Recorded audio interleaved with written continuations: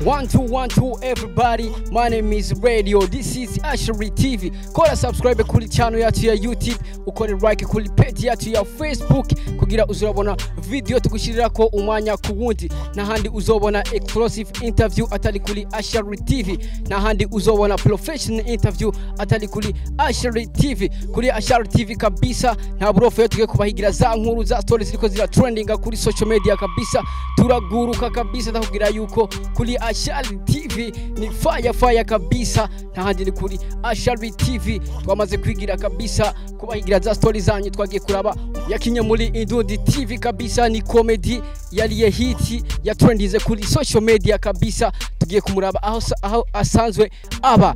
Bakunzi ba Ashari TV mugumane naje kabisa, twamaze kwigurukira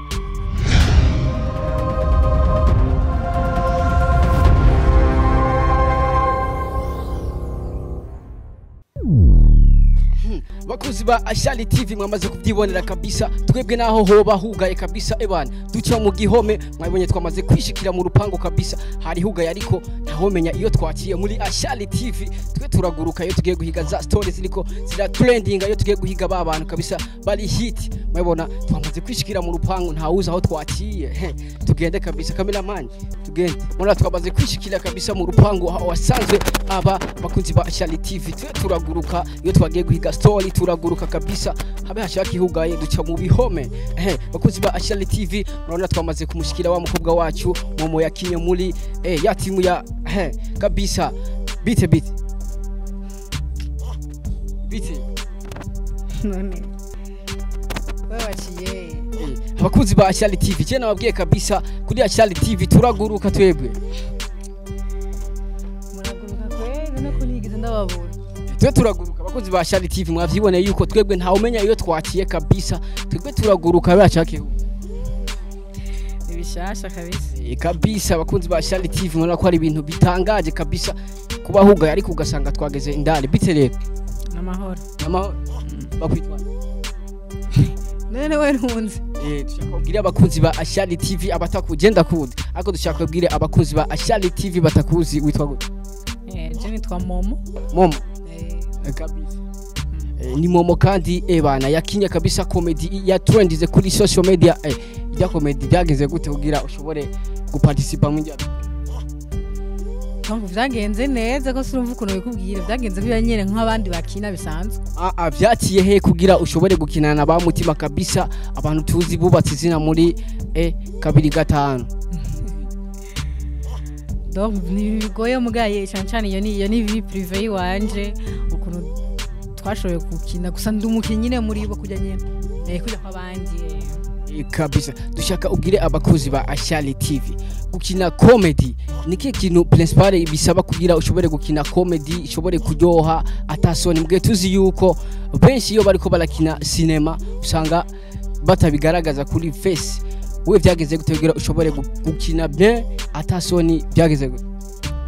Donc jewe nsanda imenyereye bijya bigira abantu batamenyere public ko sijyambere nkinye comedy naho nkina ama filme kuva kera cyane amarinja muri comedy, rero bijya bigira abantu nkina bamenyereye donc batamenyera abantu public cyane kandi bafite amanamze n'amasoni, bafite amasoni ivyo nta kuntu byo kabisa.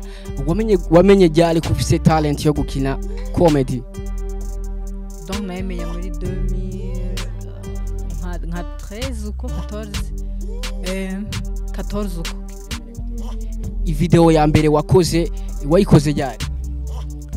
Video ya mbere nayikoze 2016 natanga gukina, tukaja hamwe tukakina n'abandi twari muri ibindi club yitwa Rukundo, twaraje hamwe tukina ama cinema, tukina yo club yaricanze cinema et comedy. Eje nakina imico yose uko ndavyumvamo, nakina cinema nkakina na comedy byose cyarimo.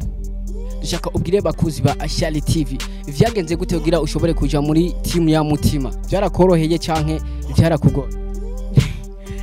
Sinubwo ngo byaranyoroheye cyane cyane ngo byarangoye, mugabo n'ubuntu. Donc n'ubuntu ni si bose nakari team iriwe mu abantu bake kandi novuga ati biyubashe rimwe abantu bake biyubashe sikintu coroshe ngo gushoka kujamo kuvyipfuza nko bavuga ati ndagiye ndashaka kuja muri club nje kubaraba sikintu coroshe cyane vraiment.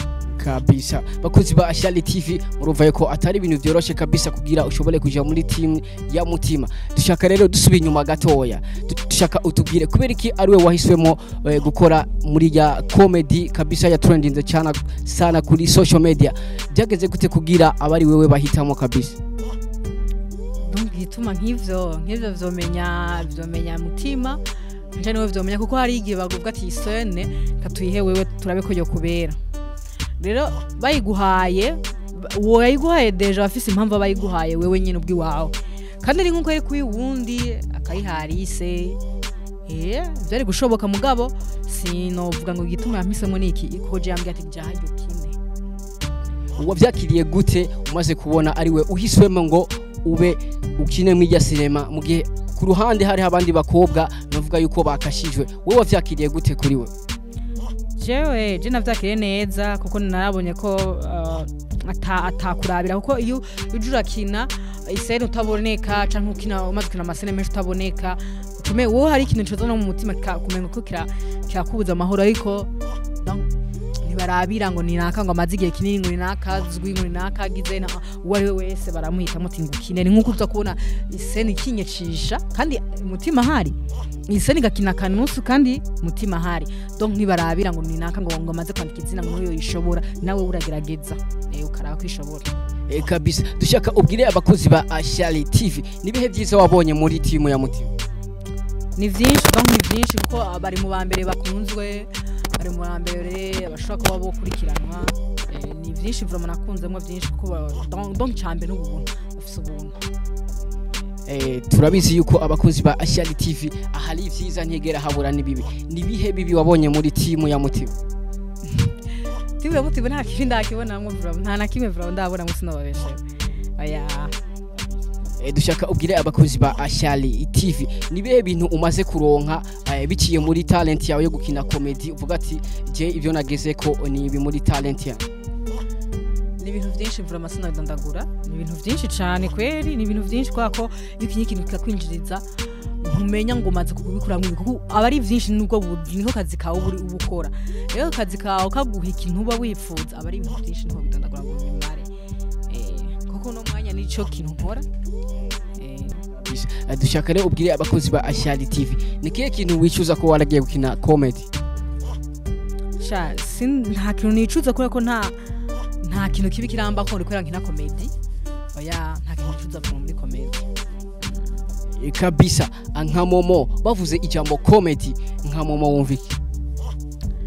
Nka Momo je numva bavuze ikintu comedy numva nkuko bavuze akazi kuko ni ikintu ushobora kuvuga nuvuga gutega basha kumfata umwanya wose sivyo kuko nubwo ndoba ndi ngahanye ko turavuga nusanze ngoma niyumvira comedy mbega ryari nzokina gute mbega ryari bizoba bimeze gute nico kintu numvise comedy numva ikindi kintu kandi kirimo ibindi bintu byinshi by'inyegejemo.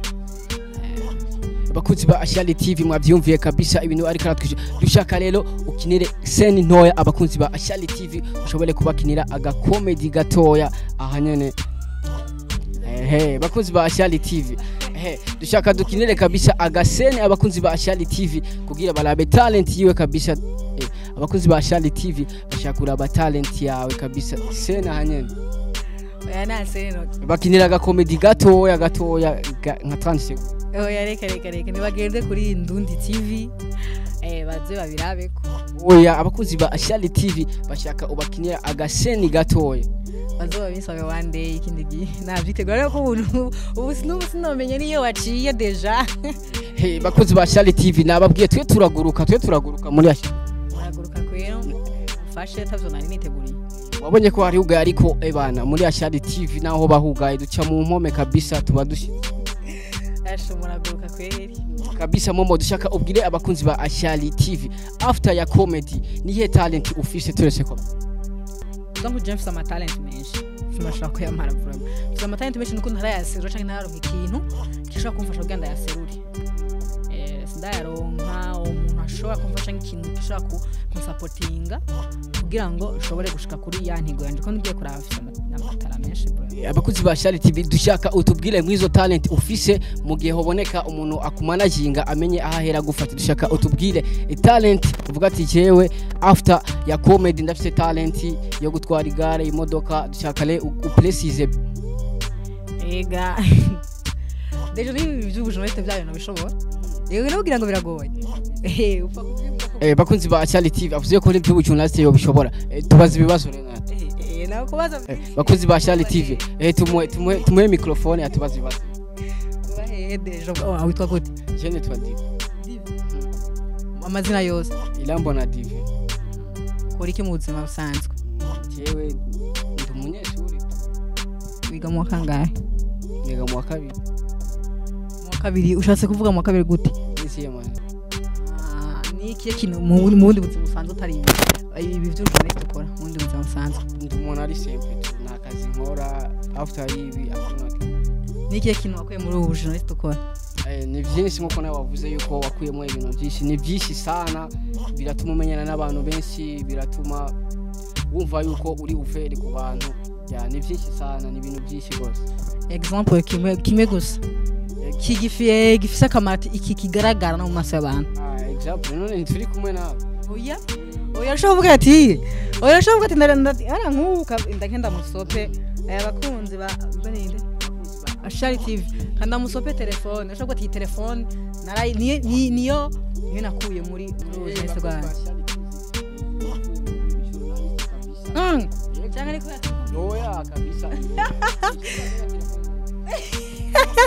oya yego natubeshe bakuzi ba Shali TV natubeshe iyi telefone yaje yizanye nashimira CEO wa Shali TV big up sana yaramugure telefone cyangwa yego udozo yikoresha mu gupostinga umunsi byaheze zo cimusubiza ni impano oya nigere gute aho sanga akubwira tumvirize tuvanye dushe subiza ivyanje impano bakuzi ba Shali TV ni impano yampaye kabisa aho ni bon vraiment hama nikihe kintu ukunda mu buzima gishobora kubuvuga ati ahantu hose ngiye kiranyespira cyane je nkunda amahoro kabisa nkunda amahoro ku bantu kabisa nkunda guhuza n'abantu none hagiye uritonda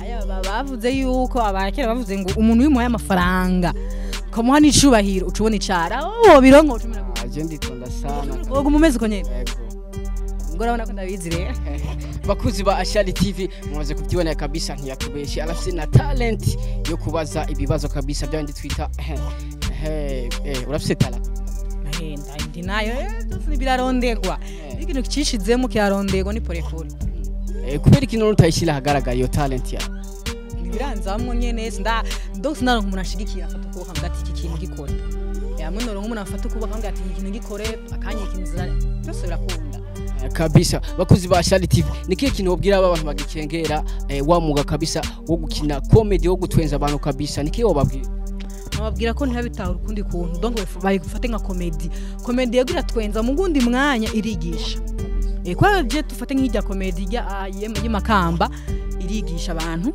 basha iratwenza donc iratwenza nabiye mutima yagumagira iratwenza ariko birigisha undi mwanya aba papa bameze kujya bashaka gufata nabo bashitsi babaje ikintu kibi cyane birigisha cyane kabisa uwo kwifuza agufasha momo tubwire nihehe yoca kugira ashobore kugufasha donc kugira ashobore kumufasha ndafise page ya Facebook yo ndabako nige zina nijo nyene kabisa nikiye kintu wobwira abakozi ba Shali TV abakunzi ba Shali TV niko bogira subscribe bakaba babone kugira ngo ibintu byose byoza biraza amakuru mashasha kugira donc bayakurikane cyane ku bwinshi ku buryo namwe bashaka kwateza imbere kabisa bakunzi ba Shali TV babwira yuko muri abantu bagaciro cyane kola subscribe kuri channel yacu ya YouTube ukore like kuri page yacu ya Facebook kugira uzurabona stories ziriko zira trendinga kuri social media nakubwiye kuri Shali TV yuko iyo tugiye kwiga story turaguruka cyatuzanye turagejeje rero kabisa